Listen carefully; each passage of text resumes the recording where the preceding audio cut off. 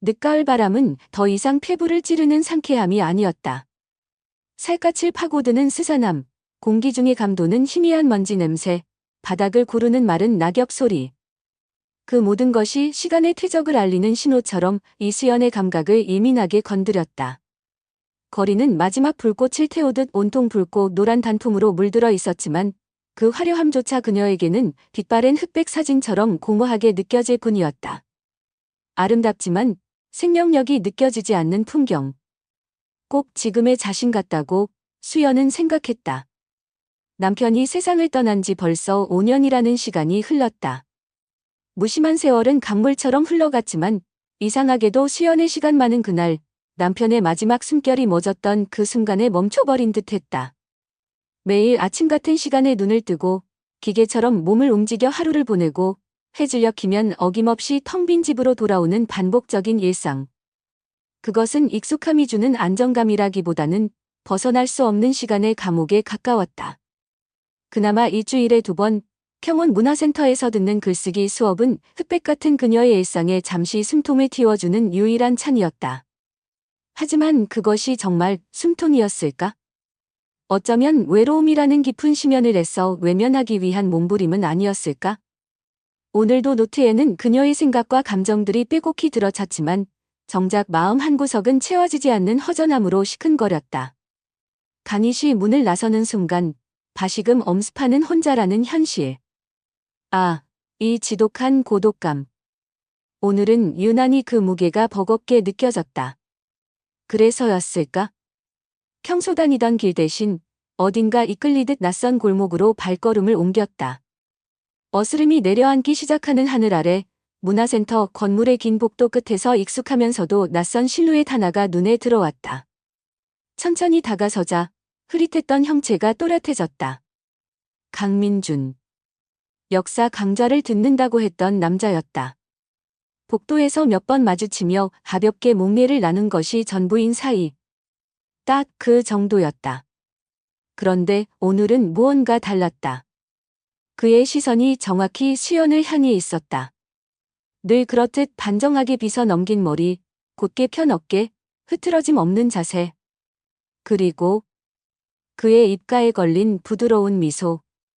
이상하게도 그 미소는 낯선 이에게서 느껴지는 경계심 대신 묘한 편안함을 주었다. 세월의 흔적이 고스란히 내려앉은 수연 자신의 얼굴과는 달리 그의 얼굴에는 어딘가 미숙한 소년 같은 맑음이 남아있는 듯했다. 이 갑작스러운 온기, 이 낯선 두근거림을 믿어도 되는 걸까? 짧은 인사가 오갔다. 날씨 이야기, 방금 끝난 수업 이야기. 평범하기 짝이 없는 대화였지만 그의 낮고 차분한 목소리에는 사람을 끌어당기는 힘이 있었다. 특히 그 깊이를 알 수 없는 눈빛. 그 눈빛이 수연의 마음을 복잡하게 만들었다. 글쓰기 수업, 재미있으신가요? 툭 던져진 질문에 수연은 순간 할 말을 잃었다. 재미? 글쎄. 재미라기보다는 처절한 생존 본능에 가까웠다. 외로움이라는 망망대해에서 허우적거리다 지푸라기라도 잡는 심정으로 시작한 것이었다.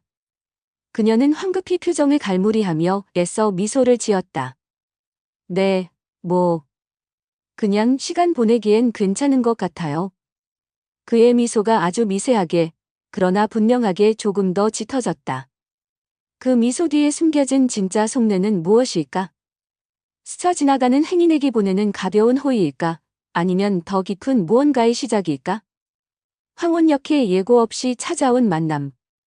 메마를 대로 메마른 가슴에 스며들기 시작한 이 작은 설렘은 과연 얼어붙은 시간을 녹이는 봄의 전령일까? 아니면 잔잔했던 호수 표면에 파문을 일으키듯 위태로운 평화를 뒤흔들 또 다른 시련의 예고일까? 수연은 알 수 없었다. 그저 늦가을의 스산한 바람만이 그녀의 텅 빈 마음처럼 복도를 휘감을 뿐이었다.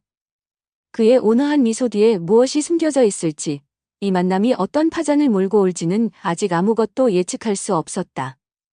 꺼진 불씨 속 작은 온기, 조심스러운 시작. 수연은 처음에는 망설였다. 낯선 온기에 섣불리 마음을 열었다가 또다시 상처받을까 봐 두려웠던 것이다. 텅 빈 가슴에 또 한 번의 균열을 감당할 자신이 없었다. 하지만 강민준의 꾸준하고 부드러운 접근은 마치 겨울잠에서 깨어난 봄따처럼 얼어붙었던 그녀의 마음에 아주 조금씩, 그러나 분명하게 온기를 불어넣기 시작했다. 그의 존재 자체가 회색빛 일상에 던져진 작은 색채 같았다. 평온문화센터 수업이 끝나면 마치 오래전부터 그래왔던 것처럼 두 사람은 자연스럽게 함께 건물을 나섰다. 처음에는 서로의 발걸음 소리만 들릴 정도로 어색한 침묵이 흐르기도 했지만 그것도 잠시였다. 누가 먼저랄 것도 없이 시작된 대화는 꼬리에 꼬리를 물고 이어졌다. 늦가을의 정취가 완연한 공원을 나란히 걷는 시간. 바스락거리는 낙엽을 밟으며 나누는 이야기들은 특별할 것 없었지만 그 평범함 속에 녹아있는 따스함이 좋았다. 때로는 인적 드문 작은 카페의 창가 자리에 마주 앉아 김이 모락모락 키어오르는 커피잔을 사이에 두고 두런두런 이야기를 나누기도 했다. 시간이 어떻게 흘러가는지도 모를 만큼. 강민주는 은퇴한 역사학 교수라는 그의 이력만큼이나 아는 것이 많고 이야기 보따리가 풍성한 사람이었다. 오래된 골목길에 숨겨진 이야기부터 시작해서 요즘 젊은이들의 유행이나 시시콜콜한 세상 돌아가는 소식까지 그의 입을 통해 들으면 모든 흥미진진한 역사 드라마의 한 장면처럼 느껴졌다. 지루할 틈? 전혀 없었다. 그는 대화를 능숙하게 이끌어가는 재주가 있었다. 하지만 시연의 마음을 움직인 것은 그의 박식함이나 유머 감각 때문만은 아니었다. 더 중요한 것은 그가 이방적으로 자신의 이야기만 늘어놓는 사람이 아니라는 점이었다. 그는 진심으로 시연의 이야기에 귀를 기울였다. 그녀가 무심코 흘린 말 한마디, 스쳐 지나가듯 지었던 작은 표정의 변화까지도 그는 신기할 정도로 놓치지 않고 기억했다. 그리고 며칠 뒤 마치 아무렇지도 않다는 듯 슬쩍 언급하며 그녀를 놀라게 하곤 했다. 지난번에 이 작가 수필 좋아한다고 하셨죠? 마침 서점에 갔다가 눈에 띄기에. 부담스러우실지 모르겠지만 수줍게 웃으며 그가 내민 것은 그녀가 예전에 좋아한다고 스치듯 말했던 작가의 오래된 수필집이었다. 또 어떤 날은 늘 마시던 커피 대신 오늘은 왠지 수연 씨 따뜻한 차가 더 어울릴 것 같아서요. 라며 그녀가 좋아하는 향긋한 고카차를 미리 주문해놓고 기다리기도 했다. 그런 예기치 못한 세심함에 수연은 당황하면서도 가슴 한편이 따뜻해지는 것을 느꼈다. 누군가 나를 이렇게 생각해주고 있다는 사실 자체가 오랜만에 느껴보는 감정이었다. 그래, 이건 분명 설렘이었다.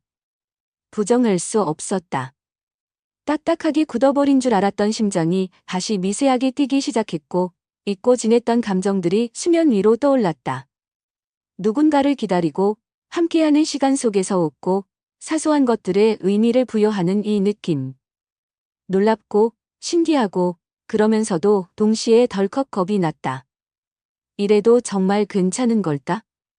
먼저 떠나간 남편에 대한 미안함이 파도처럼 밀려왔다.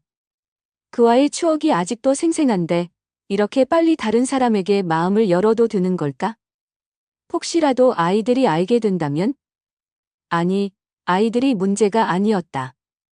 스스로가 용납이 되지 않았다. 시연은 깊은 한숨을 내쉬었다. 하지만 민준과 함께했을 때 느끼는 그 편안함과 위안은 너무나도 강렬해서 밀어내기가 쉽지 않았다.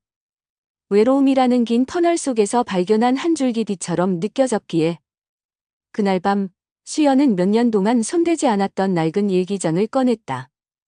표지에는 희미하게 먼지가 쌓여 있었다. 조심스럽게 첫 장을 넘기고 떨리는 손으로 만년필을 쥐었다. K씨, 강민준. 그와 함께했으면 시간이 멈춘 듯하다. 나도 모르게 자꾸 웃음이 난다. 정말 오랜만이다. 하지만 웃고 있는 나 자신이 낯설다. 그리고 두렵다. 여보, 당신에게 너무 미안해요. 내가 너무 빨리 당신을 잊으려 하는 걸까요? 아니면 나에게도 아직 행복해질 자격이라는 것이 남아있기는 한 걸까요? 잘 모르겠다. 지금은 그냥 이 불안한 설렘이, 이 위태로운 온기가 부디 신기루처럼 사라지지 않기만을 바랄 뿐이다. 만년필을 내려놓고 수연은 창밖으로 시선을 돌렸다. 짙은 어둠 속에서 외로이 깜빡이는 가로등 불빛이 꼭 지금 자신의 위태로운 마음을 닮아 있었다. 희망과 불안, 설렘과 죄책감이 위태롭게 뒤섞인 혼란스러운 듯 시간은 또 그렇게 속절없이 흘러갔다. 이제 민주는 더 이상 문화센터에서 가끔 마주치는 사람이 아니었다. 그는 시연의 일상에 아주 자연스럽게, 그러나 생각보다 훨씬 깊숙이 스며들어 있었다. 문화센터 수업 외에도 그와 연락하는 횟수는 눈에 띄게 늘어났다. 아침이면 어김없이 그의 다정한 목소리가 담긴 안부 문자가 도착했고, 저녁이면 그날 하루는 어땠는지 묻는 전화가 걸려왔다. 그의 목소리는 오랜 가뭄 끝에 내리는 단비처럼 수연의 적막한 일상에 작은 활기를 불어넣었다.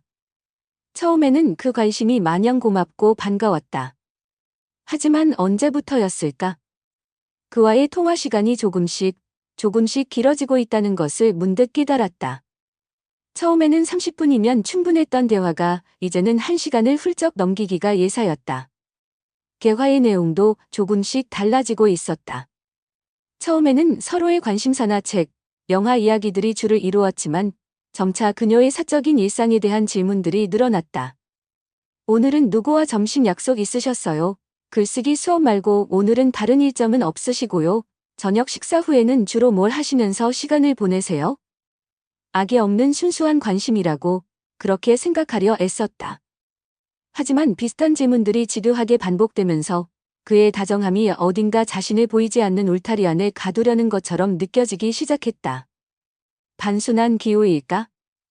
그의 다정함에 감사하면서도 수연은 마음 한구석에서 아주 희미한, 그러나 분명히 존재하는 불안의 그림자를 느꼈다. 내가 너무 예민한 걸까? 나이가 들어서 사소한 것에도 의미를 부여하는 건지도 몰라. 그녀는 애써 고개를 저으며 불안한 생각을 떨쳐내려 했지만 한번 피어난 의심의 씨앗은 쉬이 가라앉지 않았다. 그저 기이기를 바랄 뿐이었다. 조여오는 그물, 다정함 뒤에 숨은 그림자. 시연이 애써 외면하려 했던 그 희미한 불안감, 한번 움튼 의심의 씨앗은 생각보다 훨씬 더 끈질긴 생명력을 품고 있었다. 마치 눈에 보이지 않는 덩굴처럼 그것은 소리 없이, 그러나 지루하게 그녀의 일상을 옥죄어 오기 시작했다. 박민준의 다정함은 변함없었지만 이제 그 다정함은 포근한 외투가 아니라 몸에 맞지 않는 갑옷처럼 느껴졌다. 따뜻하지만 숨 막히게 무거웠다. 아침 저녁으로 걸려오는 그의 전화는 이제 너무나 당연한 일상이 되어버렸다. 문제는 그 빈도와 내용이었다. 아침 안부 전화, 저녁 마무리 전화 외에도 그의 연락은 문자 메시지든 짧은 통화든 시도 때도 없이 이어졌다. 점심 식사는 누구랑 하셨어요? 메뉴는 뭐였고요? 지금 막 문화센터 나오시는 길이신가 보네요. 어디로 가시는 중이세요? 오후에 특별한 약속은 없으시죠? 제가 잠시 들러도 괜찮을까요? 처음에는 그저 혼자 사는 노인의 적적함을 달래주려는 혹은 새로 시작된 관계에 대한 순수한 관심이라고 생각하려 애썼다. 좋은 쪽으로만 해석하고 싶었다. 하지만 그의 질문은 날이 갈수록 세세하고 지루해졌고 수연은 마치 그의 레이더망 안에 갇힌 듯한 답답함을 느꼈다. 그녀의 모든 동선과 인간관계를 속속들이 파악해야만 직성이 풀리는 사람처럼. 혹여 수연이 바쁜 일이 있어 전화를 바로 받지 못하거나 문자 메시지 답장이 조금이라도 늦어지면 어김없이 휴대폰이 다시 울렸다. 액정 화면에는 그의 이름이 선명하게 떠 있었다. 수연 씨, 혹시 무슨 일 있으신 건 아니죠? 연락이 안 되니 제가 다 불안해서요. 어디 몸이라도 편찮으신가 해서 걱정되는 마음에. 그의 목소리에는 숨길 수 없는 초조함과 불안감이 짙게 배어 있었다. 그 노골적인 불안은 수연에게 이유 모를 죄책감을 안겨주는 동시에 설명하기 힘든 압박감으로 다가왔다. 왜 내가 그의 감정까지 책임져야 하는 걸까? 왜 그의 불안을 잠재워야 할 의무라도 있는 것처럼 느껴지는 걸까? 이런 생각 자체가 잘못된 걸까? 아니야, 아니야. 너무 예민하게 받아들이지 말자. 그는 그냥 외로운 거야? 나이 든 사람이 오랜 시간 혼자 지내다 보면 누군가에게 의지하고 싶어지는 게 당연하지. 그 대상이 우연히 내가 된 것뿐이야. 걱정해주는 마음을 왜곡해서 받아들이면 안 돼. 수연은 끊임없이 스스로를 다독였다. 그의 행동이 숨겨진 선의를 찾으려 애썼다. 하지만 그럴수록 투명한 유리벽에 갇힌 것처럼 답답함은 커져만 갔다. 그의 관심은 더 이상 잔잔한 위안을 주는 봄바람이 아니었다. 그것은 점차 그녀의 숨통을 조여오는 보이지 않는 그물처럼 느껴지기 시작했다. 이건 정상이 아니었다. 그리고 결정적인 사건은 정말이지 생각하고 싶지 않았던 방향으로 터지고 말았다. 모처럼 오래된 여고 동창들과 점심 약속이 있던 날이었다. 시연에게는 몇 달 만에 갖는 사막의 오아시스처럼 소중한 시간이었다. 젊은 시절로 돌아간 듯 시끌벅적한 웃음소리가 카페 안에 가득했고 묵혀두었던 이야기 보따리를 푸느라 시간 가는 줄 몰랐다. 바로 그때였다. 아무런 예고도 없이 카페 유리문이 스르르 열리더니 익숙한 실루엣의 강민준이 너무나도 태연한 얼굴로 들어서는 것이 아닌가. 어머나, 민준 씨. 여길 어쩐 일로. 수연은 저도 모르게 벌떡 자리에서 일어섰다. 얼굴이 사과처럼 붉게 달아오르는 것을 느끼며 목소리가 떨려 나왔다. 심장이 방망이질 치기 시작했다. 설마 여기까지 나를 따라온 건 아니겠지? 불안한 예감이 등골을 서늘하게 했다. 그는 여전히 그 인자하고 부드러운 미소를 입가에 걸고 있었다. 아, 제가 마침 이 근처 은행에 볼 일이 있어서 왔다가 혹시 수연 씨 계실까 해서 잠시 들러봤습니다. 콧방이가 된 건 아닌지 모르겠습니다. 그의 목소리 톤과 표정, 몸짓은 나무랄 데 없이 완벽하게 정중했다. 하지만 그 상황 자체가 너무나 기이하고 부자연스러웠다. 수연의 친구들은 잠시 대화를 멈추고 일제히 의아한 눈빛으로 수연과 민준을 번갈아 쳐다보았다. 방금 전까지와 짜짓거라던 카페 안은 순식간에 어색한 침묵에 잠겼다. 넘쳐 흐르던 유쾌한 에너지는 마치 찬물을 끼얹은 듯 서늘하게 식어버렸다. 민준은 태연하게 빈 의자를 끌어다 앉으며 자연스럽게 대화에 끼어들려 애썼다. 하지만 이미 깨져버린 분위기는 쉽게 회복되지 않았다. 수연은 친구들의 눈치를 보느라 저불안석이었고 민준을 향해서는 뭐라 설명할 수 없는 당혹감과 함께 희미한 분노마저 치밀어 올랐다. 그는 정말 우연히 이곳에 온 것일까? 아니면 내가 지금 누구와 함께 무엇을 하고 있는지 확인하기 위해 의도적으로 찾아온 것일까? 한번 피어난 끔찍한 의심은 독버섯처럼 마음속에서 무럭무럭 자라나기 시작했다. 그날 밤 수연은 무거운 마음으로 다시 일기장 앞에 앉았다. 떨리는 손끝으로 만년필 뚜껑을 열었다. 오늘 친구들과의 점심 모임에 KC가 나타났다. 그는 우연이라고 말했지만 나는 그 말을 믿을 수가 없다. 그의 눈빛에서 나는 분명히 보았다. 걱정이 아니라 불안과 초조함, 그리고 희미하게 번뜩이는 소유욕 같은 것을. 내가 착각한 걸까? 제발 착각이기를 바란다. 하지만 그의 등장은 그 자리에 있던 모두를 불편하게 만들었다. 특히 나를. 숨이 막힐 것 같았다. 당신은 결코 이러지 않았는데, 여보. 당신은 언제나 나를 온전히 믿어주었고, 내 시간을, 내 친구들을, 내 선택을 존중해 주었지. 내가 새로운 그림을 배우고 싶다고 했을 때, 당신은 내 등을 두드려주며, 당신이 행복하다면 그걸로 충분하다고 말해 주었잖아. 당신의 그 묵묵한 지지와 기다림이 얼마나 큰 힘이었는지 이제야 깨닫는다. 그런데 KC는 그의 행동은 정말 나를 위한 걱정일까? 아니면 나를 소유하려는 또 다른 형태의 집착일까? 사랑과 집착의 경계는 어디일까? 나는 점점 더 깊은 혼란 속으로 빠져드는 것 같다. 그래, 남편은 늘 그랬다. 그는 말이 많은 사람이 아니었지만 그의 존재는 그 자체로 흔들리지 않는 뿌리 깊은 나무처럼 든든했다. 수연이 인생의 갈림길에서 고민할 때 그는 섣불리 이래라 저래라 조언하기보다 그녀 스스로 마음의 소리에 귀 기울이고 답을 찾을 때까지 묵묵히 기다려주는 사람이었다. 그녀의 세계를 존중했고 결코 함부로 침범하지 않았다. 그저 한 걸음 뒤에서 따뜻한 눈빛으로 지켜봐 주는 것. 그것이 그녀가 기억하는 남편의 사랑 방식이었다. 하지만 강민주는 너무나 달랐다. 그의 끊임없는 관심은 때로 숨막히는 간섭처럼 느껴졌고 그의 사려 깊은 배려는 교묘하게 위장된 통제처럼 다가왔다. 더 이상은 안 된다. 시연은 이 질식할 것 같은 불편한 감정을, 이 불길한 예감을 외면할 수 없었다. 그의 행동이 단순한 외로움이나 서툰 관심 표현이 아닐지도 모른다는 것을 이제는 어렴풋이나마 깨닫고 있었다. 이건 뭔가 잘못 뛰어가고 있었다. 아주 크게. 이 불안정한 관계, 이 혼란스러운 감정의 소용돌이에 대해 이제는 강민준과 정면으로 마주해야 할 때가 온 것이다. 피할 수 없다면 부딪혀야 했다. 하지만 어떻게? 그의 온화한 미소 뒤에 숨겨진 차가운 이면을 떠올리자 섣불리 먼저 말을 꺼낼 용기가 나지 않았다. 두려웠다. 이 위태로운 관계의 끝에 무엇이 기다리고 있을지 상상조차 할 수 없었기에. 드러난 그림자, 스토킹의 공포. 두려움은 현실이 되었다. 시연이 애써 외면하고 싶었던, 그러나 이미 희미하게 예감하고 있었던 그 끔찍한 현실 말이다.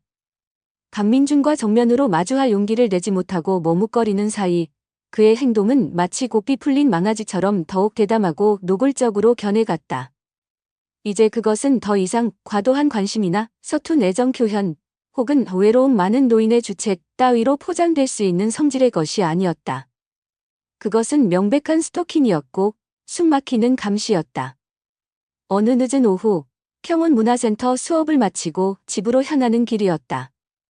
평소보다 조금 늦은 시간 탓인지 거리는 이미 어둑했고 가로등 불빛만이 외롭게 빛나고 있었다. 혼자 걷는 발걸음이 유난히 무겁게 느껴졌다. 그때였다. 등 뒤에서 느껴지는 싸늘한 시선. 온몸에 털이 곤두서는 듯한 섬뜩한 느낌에 황급히 뒤를 돌아보았지만 텅 빈 골목길에는 바람에 뒹구는 낙엽 외에는 아무것도 없었다. 잘못 느낀 거겠지? 내가 너무 신경거민인가 봐. 시연은 애써 스스로를 안심시키려 했지만 그날 이후 혼자 길을 걸을 때면 누군가 자신을 어둠 속에서 지켜보고 있다는 불쾌하고 불안한 감각이 그림자처럼 그녀를 따라다녔다. 보이지 않는 눈동자가 끊임없이 자신의 뒷모습을 좇는 듯한 끔찍한 느낌. 며칠 뒤 시연은 며칠간 쌓인 피로와 복잡한 마음을 정리하려 혼자 집 근처 조용한 카페를 찾았다. 늘 앉던 창가 구석자리에 앉아 따뜻한 라떼 거품을 스푼으로 휘저으며 창밖의 앙상한 나뭇가지들을 멍하니 바라보고 있었다. 바로 그때 카페의 작은 종소리와 함께 문이 열리고 익숙한 코트 차림의 실루엣이 성큼 안으로 들어섰다. 강민준이었다. 그는 마치 그곳에 수연이 있다는 것을 이미 알고 있었다는 듯 조금의 망설임도 없이 곧장 그녀의 테이블로 다가왔다. 그의 얼굴에는 여전히 사람 좋은 온화한 미소가 걸려 있었지만 시연은 순간 온몸에 피가 싸늘하게 식는 것을 느꼈다. 심장이 바닥까지 쿵 하고 떨어지는 기분. 이건 결코 우연일 수 없었다. 그는 명백히 나를 따라다니고 있었다. 시연 씨, 이런 데서 다 뵙네요. 정말 우연인데요? 저도 마침 근처에 볼 일이 있어서 왔다가 커키 생각나서 잠시 들렀는데. 그는 마치 연극배우처럼 너무나 자연스럽게 조금도 당황한 기색 없이 말했다. 하지만 그의 시선은 잠시도 시연의 얼굴에서 떨어지지 않았다. 마치 그녀의 머릿속 생각까지 꿰뚫어 보려는 듯 지두하고 날카롭게. 시연은 퍼질듯이 요동치는 심장을 애써 누르며 손에 쥔 찻잔이 파르르 떨리는 것을 감춰야 했다. 온몸이 사시나무 떨듯 떨려왔다. 그날 이후 시연은 필사적으로 민준의 연락을 피하기 시작했다. 그의 이름이 뜨는 전화벨이 울리면 심장이 덜컥 내려앉았지만 애써 받지 않았다.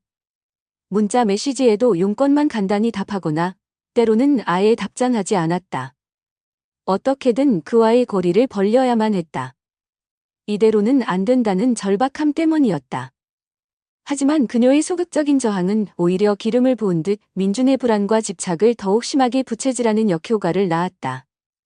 그의 전화는 하루에도 수십 통씩 걸려왔고 받지 않으면 마치 스팸메일처럼 그의 안부를 묻거나 걱정하거나 혹은 원망하는 듯한 내용의 메시지가 휴대폰 화면을 가득 메웠다. 메시지 일시. 시연 씨, 왜 제 전화를 피하시는 겁니까? 혹시 제가 뭐 실수한 거라도 있나요? 오늘 날씨가 많이 쌀쌀한데 옷은 따뜻하게 입고 나가셨는지 모르겠네요. 걱정됩니다. 시연 씨, 혹시 지금 저한테 화나신 거예요? 제발, 뭐라도 말씀해 주세요. 이렇게 연락이 안 되니 제가 미칠 것 같아요. 당신 없는 하루는 상상할 수도 없어요. 수연 씨, 제 진심을 몰라주시는 겁니까? 제발, 제 전화 한 번만 받아주세요. 당신 목소리만이라도 듣게 해주세요. 그의 메시지는 때로는 절절한 애원처럼, 때로는 은근한 협박처럼 느껴졌다. 그는 교묘하게 수연의 죄책감을 건드리며 그녀를 감정적으로 옭아매려 했다. 내가 너무 매정하게 구는 걸까? 그저 외로운 사람일 뿐인데 이 하는 생각과 아니야, 이건 정상이 아니야 하는 경고음이 머릿속에서 끊임없이 충돌했다. 더 이상 이렇게 끌려다닐 수는 없었다. 시연은 며칠 밤낮을 뜬 눈으로 고민한 끝에 떨리는 손으로 민준에게 전화를 걸었다. 심호흡을 크게 한 번 하고 최대한 침착하고 단호한 목소리로 말했다. 심장이 터질 것 같았지만 여기서 무너지면 안 되었다. 민준 씨, 드릴 말씀이 있어요. 저 요즘 여러 가지로 좀 힘들어서요. 혼자 조용히 생각할 시간이 필요한 것 같아요. 그러니까 당분간만이라도 우리 서로 연락하는 거 좀 줄이는 게 어떨까 싶어요. 전화기 너머로 잠시 동안 숨막히는 침묵이 흘렀다. 그리고 마침내 들려온 민준의 목소리는 시연이 상상했던 것 이상으로 차갑고 날카로웠다. 마치 날 선 칼날 같았다. 연락을 줄이자고요? 갑자기 왜 그런 말씀을 하시는 겁니까? 내가 뭐 큰 잘못이라도 했습니까? 아니면 혹시 그 사이에 다른 사람이라도 만나는 겁니까? 솔직하게 말씀해보세요. 그의 목소리에는 노골적인 의심과 배신감, 그리고 제어되지 않는 분노가 뒤섞여 있었다. 수연은 너무 당황해서 순간 말을 잃었다. 그의 반응은 그녀의 예상을 완전히 벗어난 것이었다. 아니요, 민준 씨. 그런 게 절대 아니에요. 오해세요. 저는 그냥 요즘 좀 지치고 힘들어서 혼자만의 시간이 필요하다는 말씀이었어요. 그녀는 필사적으로 변명하듯 버둥거렸다.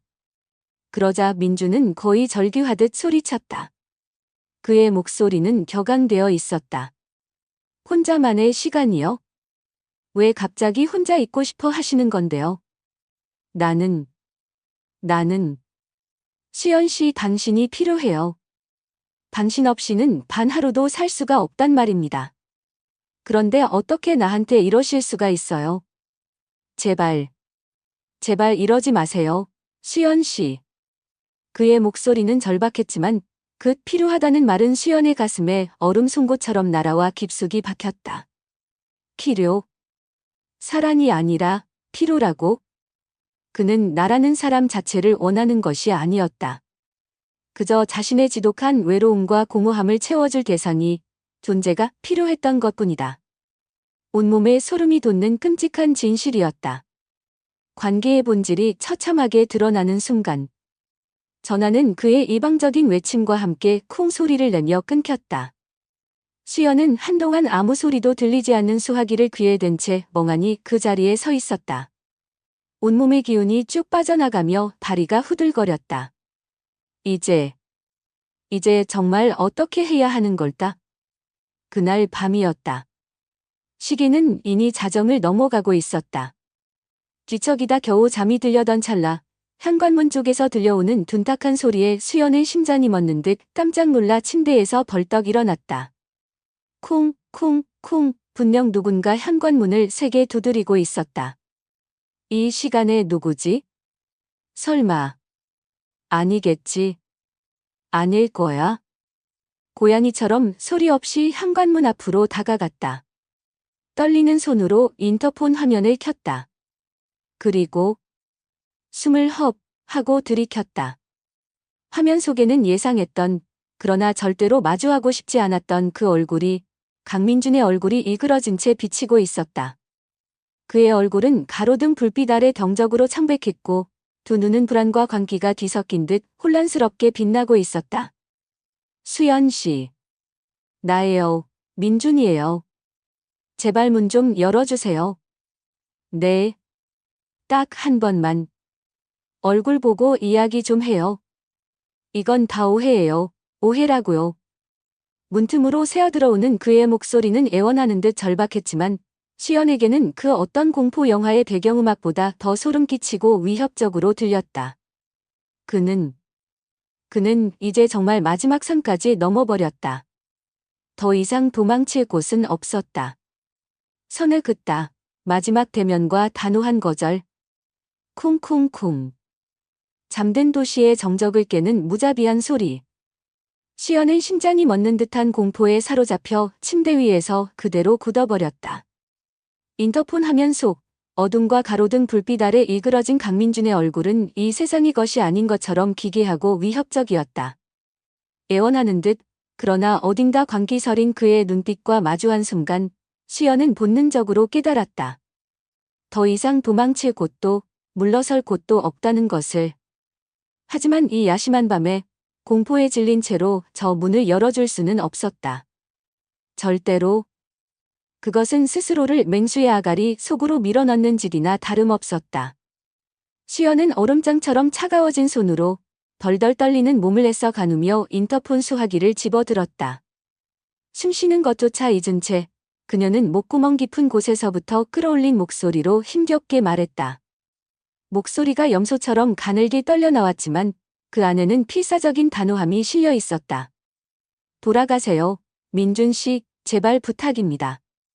이 시간에 이렇게 찾아오시면 저는 정말이지 너무 무섭고 곤란합니다. 수연 씨. 수연 씨. 제발 문 좀 열어주세요. 네. 오해예요. 정말 다 오해라니까요. 잠깐이면 돼요. 얼굴 보고 이야기하면. 잠깐만. 문 너머에서 들려오는 그의 목소리는 처절하게 애원하고 있었지만 이제 수연의 뒤에는 그 어떤 진심도 느껴지지 않았다. 그의 목소리는 그저 그녀의 공포를 더욱 증폭시키는 소음일 뿐이었다. 지금 이 문을 여는 순간 지난 몇 달간 애써 지켜온 최소한의 평온마저 산산조각 날 것이라는 불길한 예감이 온몸을 휘감았다. 순간적인 기지로 그녀는 떨리는 손가락으로 옆집에 사는 젊은 부부에게 다급하게 문자 메시지를 보냈다.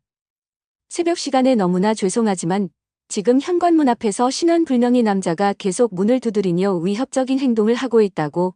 혹시 잠시만 나와서 상황을 좀 살펴봐 주실 수 있겠냐고. 다행히도 메시지는 읽음으로 바뀌었고 곧바로 답장이 왔다. 어머. 괜찮으세요?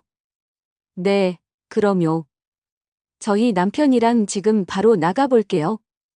조금만 기다리세요. 얼마 지나지 않아 옆집 현관문이 열리는 소리와 함께 젊은 남자의 낮고 단호한 목소리가 복도에 울려 퍼졌다. 저기요, 실례지만 누구신데 이 새벽에 남의 집 문을 이렇게 두드리시는 겁니까? 경찰에 신고하기 전에 어서 돌아가시죠. 강민주는 예상치 못한 상황에 크게 당황한 듯 잠시 아무 말도 하지 못했다. 이내 무어라 우물거리며 변명하는 듯 싶더니 황급히 계단을 내려가는 발소리가 들려왔다. 시연은 문 너머로 그의 발소리가 완전히 사라지고 복도에 다시 정막이 찾아올 때까지 숨소리조차 크게 내쉬지 못한 채 현관문에 등을 기댄 채 그대로 주저앉았다. 온몸이 식은땀으로 축축하게 젖어 있었다. 극도의 공포와 간신히 찾아온 안도감이 뒤섞여 정신을 차릴 수가 없었다. 다리가 풀려 일어설 기력조차 없었다. 다음 날 아침, 밤새 뜬 눈으로 지새운 시연은 떠오르는 아침 해를 창문 너머로 바라보며 결심했다. 거울 속에는 공포와 피로에 절어 퀭한 눈을 한 낯선 여자가 서 있었다. 어젯밤의 일은 결코 단순한 해프닝이 아니었다. 그것은 명백한 경고이자 마지막 통첩이었다. 더 이상 피해서는 안 된다.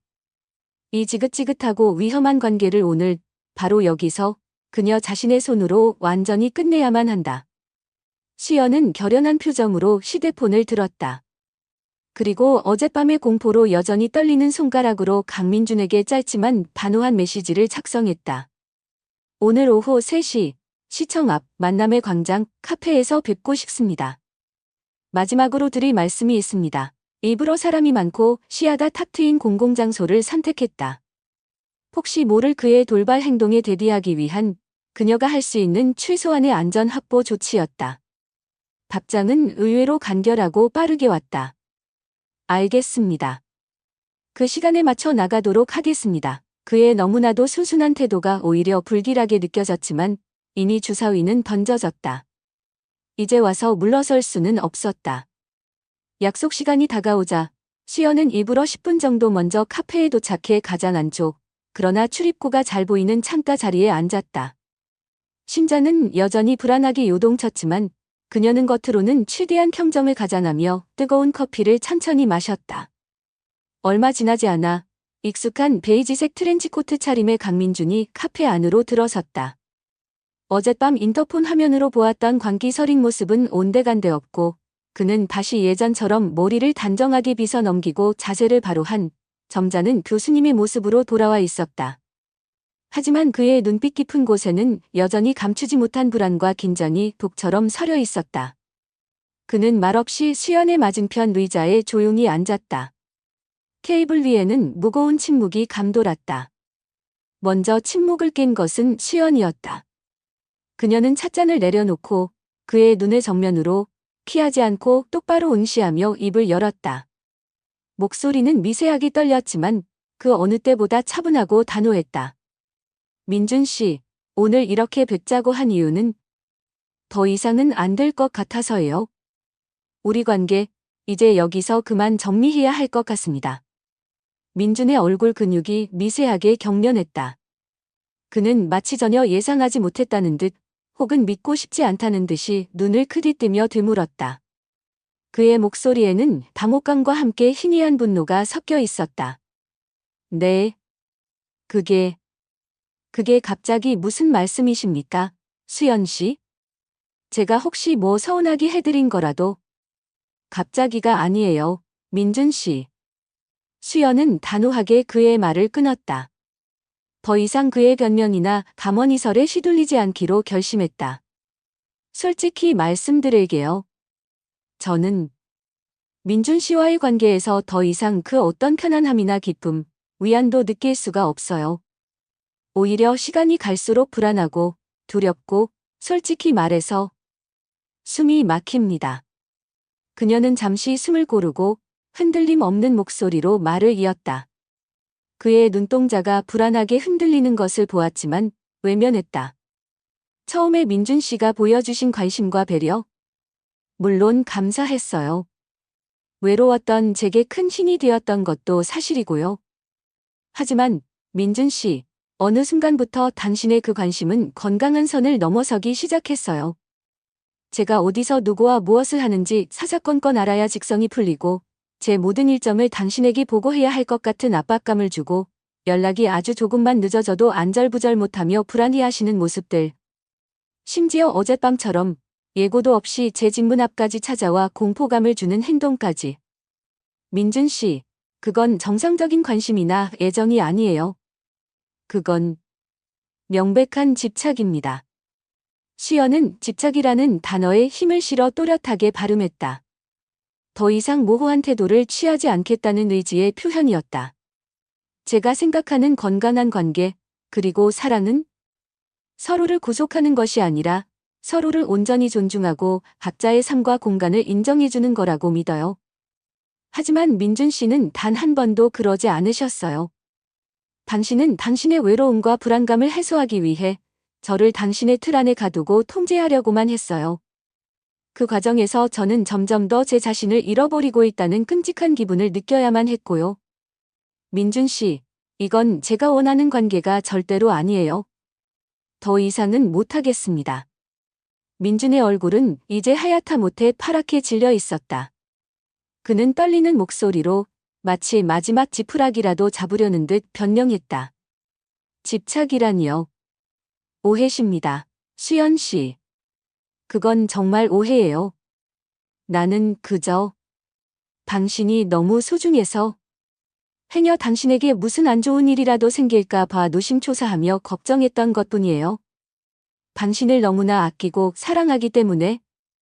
걱정이라는 이름으로 포장된 당신의 행동들이 결국 제 숨통을 조여왔어요. 민준 씨. 수연은 조금도 물러서지 않고 그의 말을 단호하게 받아쳤다. 저는 민준 씨의 불안감을 해소시켜줄 인형이나 소유물이 아니에요.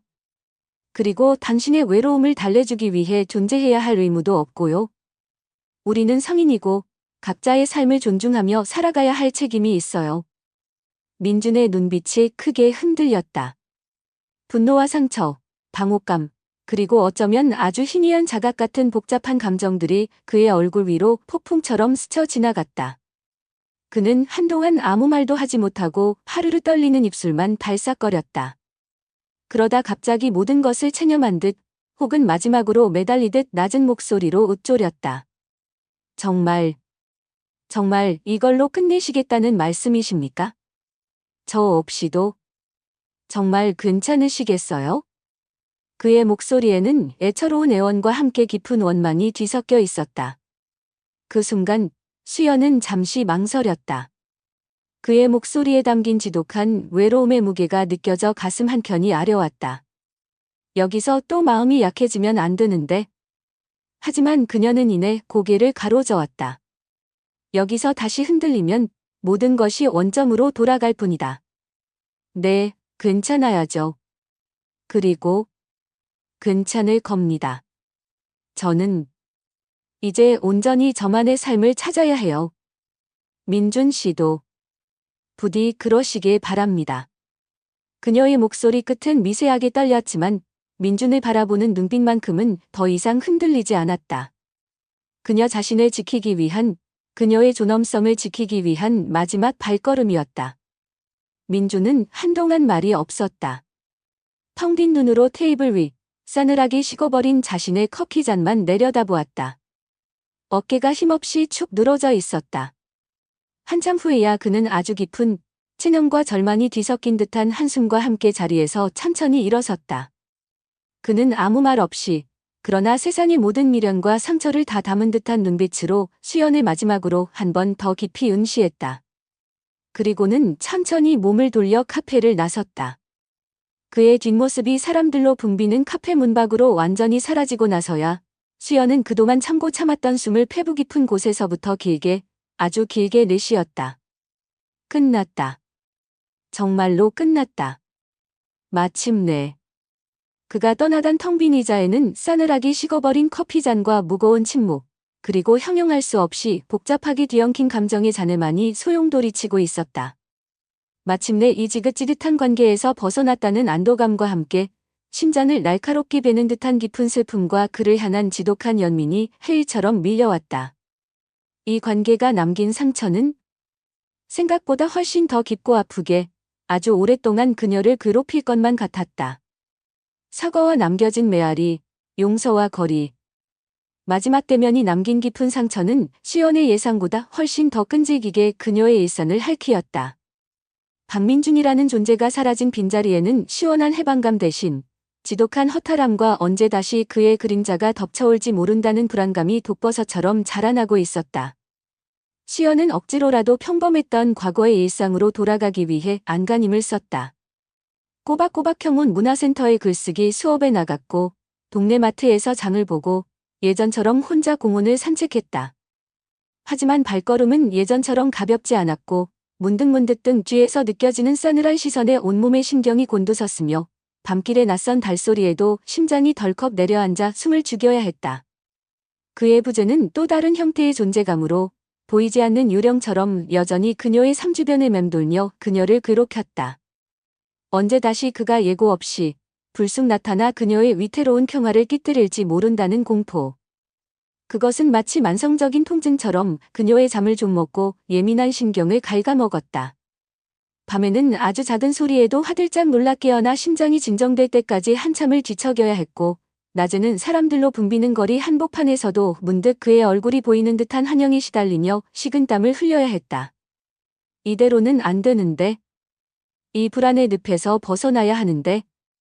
머리로는 알면서도 몸과 마음은 여전히 그의 그림자에서 자유롭지 못했다. 시간만이 약일까? 아니면 이 상처는 영원히 아물지 않는 흉터로 남게 될까? 그렇게 위태로운 평온과 불안 사이를 아슬아슬하게 오가던 어느 늦은 오후였다. 시연은 집 근처 사람들이 거의 찾지 않는 작은 공원 가장 구석진 벤치에 앉아 붉게 물들어가는 하늘을 멍하니 바라보고 있었다. 지는 해의 마지막 햇살이 그녀의 지친 얼굴 위로 희미하게 부서져 내렸다. 바로 그때였다. 누군가 그녀의 앞에 다가와 길고 희미한 그림자를 드리웠다. 시연은 반사적으로 온몸을 잔뜩 움츠리며 천천히 고개를 들었다. 그리고 순간 숨 쉬는 것을 잊었다. 그곳에는 강민준이 서 있었다. 그런데 그의 모습은 그녀가 기억하던 마지막 모습과는 확연히 달랐다. 언제나 꼿꼿했던 어깨는 눈에 띄게 축 늘어져 있었고 늘 단정하게 빗어 넘겼던 머리는 떠치집처럼 부스스하게 흐트러져 있었다. 살이 훌쩍 빠진 듯 얼굴은 반쪽이 되어 있었고 깊게 팬 눈 밑에는 경적인 피로감이 역력한 짙은 다크서클이 내려앉아 있었다. 무엇보다도 그의 눈빛. 예전에 그 날카롭고 집요하며 불안하던 광기는 온데간데없고 그 자리에는 깊이를 알 수 없는 후회와 뭐라 형언하기 힘든 슬픔, 그리고 모든 것을 체념한 듯한 공허함 같은 것이 담겨 있었다. 그는 마치 폭포 속에서 길을 잃고 겨우 육지에 다다른 난파선의 선장처럼 혹은 세상의 모든 죄를 짊어진 순례자처럼 망연하고 위태로운 모습으로 서서 수연을 가만히 바라보고 있었다. 수연은 저도 모르게 마른 침을 꿀꺽 삼켰다. 심장이 다시 불안하게 뛰기 시작했지만 이전과는 다른 종류의 긴장감이었다. 먼저 침묵을 낀 것은 그였다. 한때 그녀의 마음을 설레게 했던 그의 낮고 부드러운 목소리는 이제 찾아볼 수 없었다. 그의 목소리는 오랫동안 사용하지 않은 낡은 악기처럼 힘없이 갈라져 나왔다. 수연 씨, 혹시 잠시, 아주 잠시만이라도 괜찮으시다면 저와 이야기 좀 나눌 수 있을까요? 그의 말투는 더없이 조심스러웠고 예전의 당당함은 찾아볼 수 없었다. 수연은 잠시 망설였다. 또다시 그에게 휘말려 상처받고 싶지 않았다. 하지만 동시에 너무나도 달라진 그의 모습에서 차마 발길을 돌릴 수가 없었다. 저 눈빛은 연기가 아니었다. 그녀는 아주 작게 거의 알아차릴 수 없을 정도로 고개를 끄덕였다. 그는 마치 허락을 구하는 아이처럼 수연의 옆자리가 아닌 약간의 거리를 둔 벤치 끝에 아주 조심스럽게 걸터 앉았다. 한동안 두 사람 사이에는 차갑고 무거운 침묵만이 감돌았다. 멀리서 아이들의 웃음소리가 희미하게 들려왔지만 그 소리조차 두 사람의 침묵을 깨뜨리지는 못했다. 마침내 그가 다시 입을 열었다. 여전히 고개를 푹 숙인 채 벤치 아래의 마른 땅바닥만 내려다보며 마치 고해성사를 하듯 힘겹게 한마디 한마디 말을 이었다. 정말 면목이 없습니다. 수연 씨, 제가 그때 왜 그랬는지, 그동안 수연 씨께 얼마나 끔찍하고 용서받지 못할 잘못을 저질렀는지 이제야 아주 조금이나마 알 것 같습니다. 그의 목소리는 죄책감의 무게 때문인지 미세하게 떨리고 있었다. 저는 그게 사랑이라고 착각했습니다. 아니, 어쩌면 그게 사랑이어야만 한다고 그렇게 스스로를 속였는지도 모르겠습니다. 하지만 그건 결코 사랑이 아니었어요.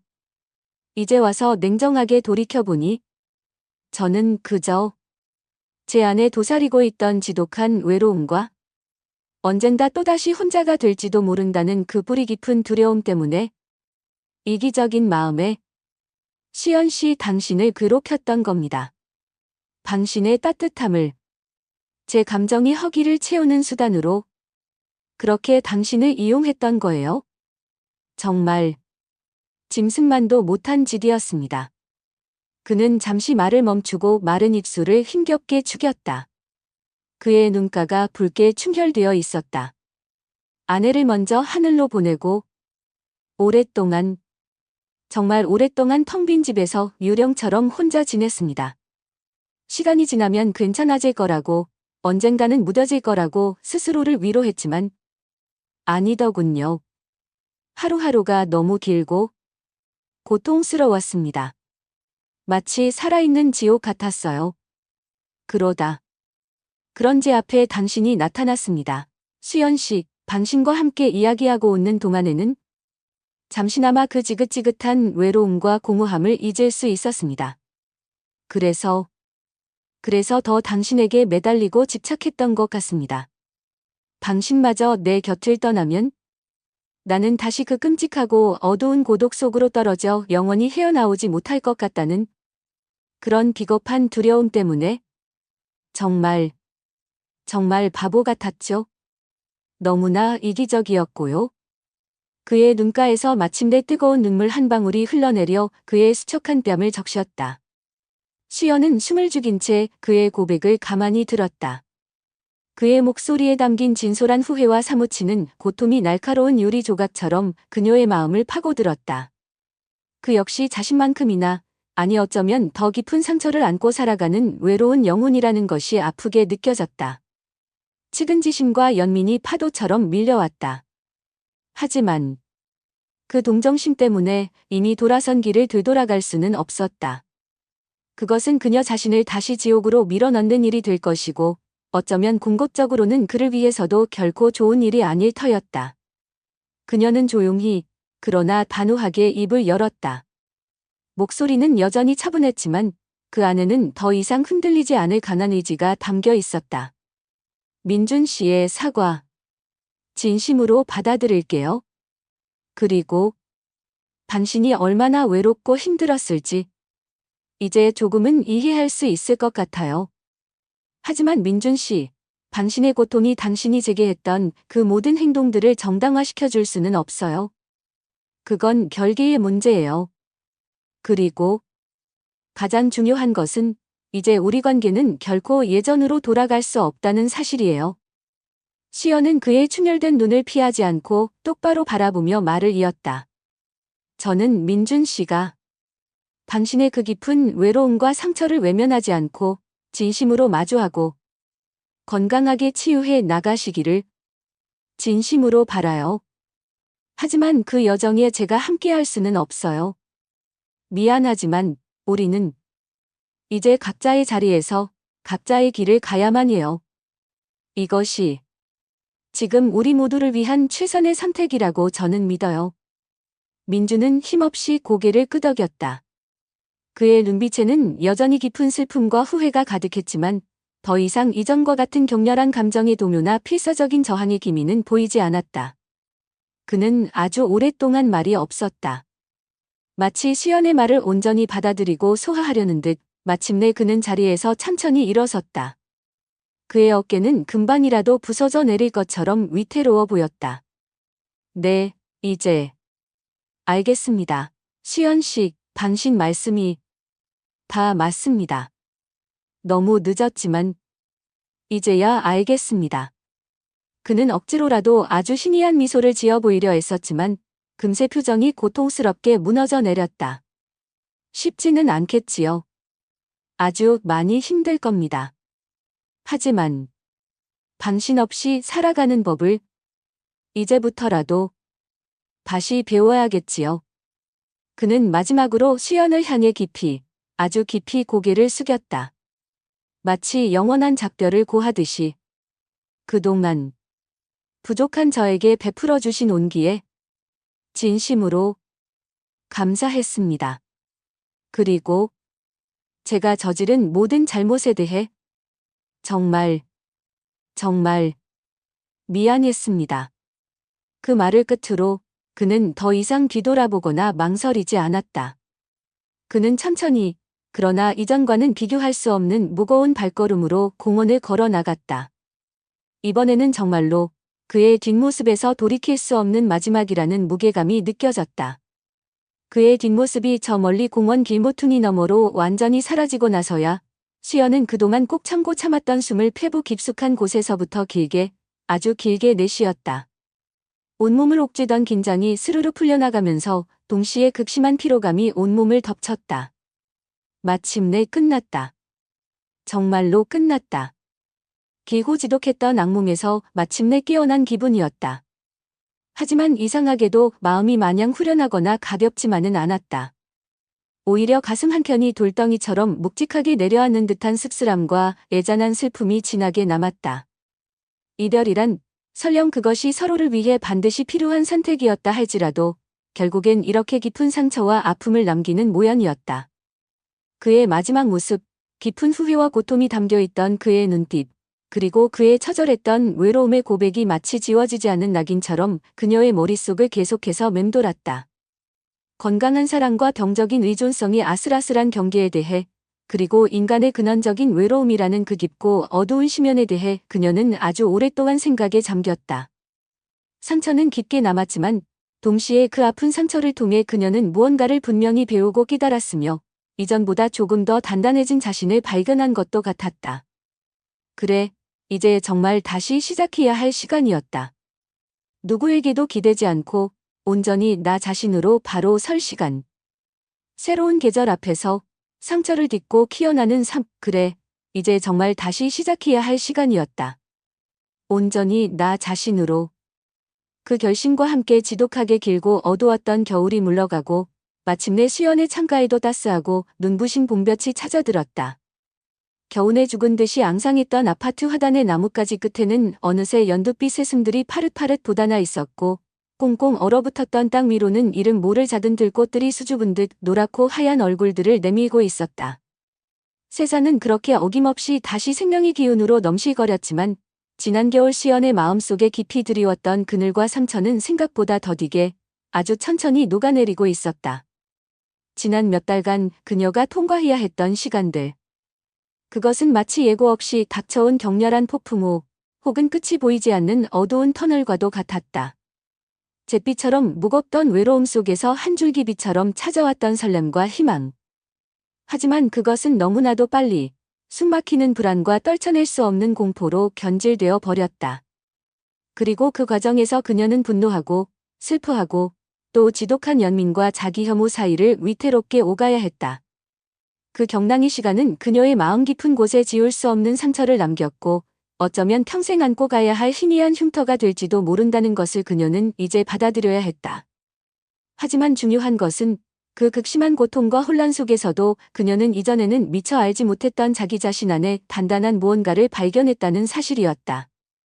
절망의 끝에서 다시 일어설 수 있는 힘, 자신의 연약한 감정을 외면하지 않고 똑바로 마주하며 스스로를 지켜낼 수 있는 용기. 그리고 무엇보다 값진 타인의 인정이나 사랑이 기대지 않고 오롯이 자기 자신을 온전히 사랑하고 존중해야 한다는 쓰디쓴 깨달음. 그것은 너무나도 혹독하고 값비싼 대가를 치르고 나서야 비로소 얻게 된 그녀의 남은 삶을 지탱해줄 귀한 그 훈이었다. 어느 화창한 봄날 오후, 따스한 햇살이 창문을 통해 부드럽게 쏟아져 들어오는 시간이었다. 시연은 것이 창가에 놓인 작은 책상 앞에 앉아 한동안 잊고 지냈던 낡은 일기장의 마지막 페이지를 펼쳤다. 표지가 닳고 빛바랜 일기장에는 그녀의 기쁨과 슬픔, 설렘과 불안의 순간들이 고스란히 담겨 있었다. 그녀는 천천히, 그러나 더 이상 망설임 없이 펜을 들어 마지막 기록을 담담하게 써 내려갔다.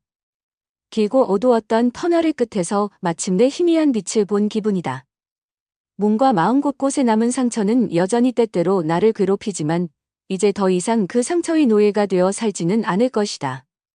나는 세상 그 무엇과도 바꿀 수 없는 소중한 존재이다. 나의 시간, 나의 감정, 나의 삶 그 자체는 온전히 나의 것이다. 그 누구도 설령 사랑이라는 이름으로 포장한다 할지라도 함부로 나의 경계를 침범하거나 나를 통제할 권리는 없다. 진정으로 건강한 관계란 서로의 다름을 인정하고 각자의 경계를 존중하며 함께 성장해 나가는 것이지 어느 한쪽이 결핍이나 외로움을 채우기 위해 다른 한쪽을 희생시키거나 옭아매는 것이 아님을 이제야 비로소 똑똑히 깨닫는다. 그리고 진정한 사랑은 아마도 누군가에게 기대는 것이 아니라 나 자신을 온전히 이해하고 아끼며 사랑하는 그 마음에서부터 비로소 시작되는 것일지도 모르겠다. 그래, 이제부터라도 나답게 조금 서툴고 부족하더라도 온전히 나로서 살아가자. 더 이상 누구의 시선도 그 어떤 기대도 의식하지 않고. 일기장을 조용히 덮으며 시연은 창밖으로 다시 시선을 돌렸다. 아파트 화단에는 봄꽃들이 저마다의 색깔로 활짝 피어나 눈부신 햇살 아래 반짝이고 있었다. 완벽한 치유라고 말할 수는 없을 것이다. 어쩌면 그녀의 마음속 깊은 곳에 새겨진 상처는 앞으로도 오랫동안 비 오는 날의 낡은 무릎처럼 쑤시고 아파올지도 모른다. 하지만 이제 그녀는 그 상처와 통증을 끌어안고서라도 꿋꿋하게 앞으로 나아갈 힘과 용기를 얻었다. 더 이상 타인의 감정에 휘둘리거나 그들의 기대에 맞춰 자신을 바꾸려 애쓰지 않고 자신의 감정과 욕구를 솔직하게 인정하고 존중하며 스스로 선택하고 그 결과에 책임지는 삶. 그것이야말로 그 어떤 시련 속에서도 그녀가 놓지 않고 지켜내야 할 진정한 나의 모습이었다. 문득 아주 오래전 남편이 경상에서 마지막 숨을 거두기 전 그녀의 손을 잡고 힘겹게 남겼던 말이 귓가에 생생하게 맴돌았다. 수연아, 당신은 세상 누구보다도 당신답게 살아야 해요. 꼭 그래, 여보. 이제야 아주 조금은 알 것 같아요. 당신이 그때 내게 진정으로 하고 싶었던 말의 의미를. 당신이 그토록 원했던, 내가 살아가기를 바랐던 삶의 모습을. 나답게 살아가는 것, 이제 정말 그렇게 살아갈게요. 당신이 하늘에서 지켜볼 수 있도록. 황혼에 찾아온 그 뜻밖의 설렘. 그것은 과연 축복이었을까? 아니면 또 다른 시련의 시작이었을까? 이야기의 시작에서 던졌던 그 질문에 대해 수연은 이제 섣불리 답을 내릴 수 없음을 알았다. 어쩌면 축복인 동시에 시련이었는지도 모른다. 혹은 그 둘 다 아니었을 수도. 이제 와서 그것이 무엇이었는지는 더 이상 중요하지 않았다. 정작 중요한 것은 그 혹독한 경험을 통해 그녀가 무엇을 깨닫고 어떻게 변화하고 성장했는가 하는 점이었다. 사랑은 여전히 그녀에게 두렵고 어려운 숙제처럼 느껴지지만 이제 그녀는 적어도 건강하지 못한 관계의 징후를 알아보고 그 덫에서 스스로를 지켜낼 힘과 지혜를 가졌다. 그녀의 미래는 여전히 안개 속처럼 불확실하고 때로는 불안할지도 모른다. 하지만 그녀는 더 이상 외롭거나 나약하지 않았다. 그녀의 내면에는 그 어떤 폭풍 후에도 흔들리지 않을 단단한 뿌리가 새롭게 자리 잡았고 그녀의 마음속에는 고통스러운 상처를 보듬고 다시 피어날 준비를 하는 따스한 봄 햇살 같은 희망이 함께하고 있었으니까. 그녀의 인생에 찾아온 새로운 계절은 이제 막 그렇게 조심스럽게 시작되고 있었다.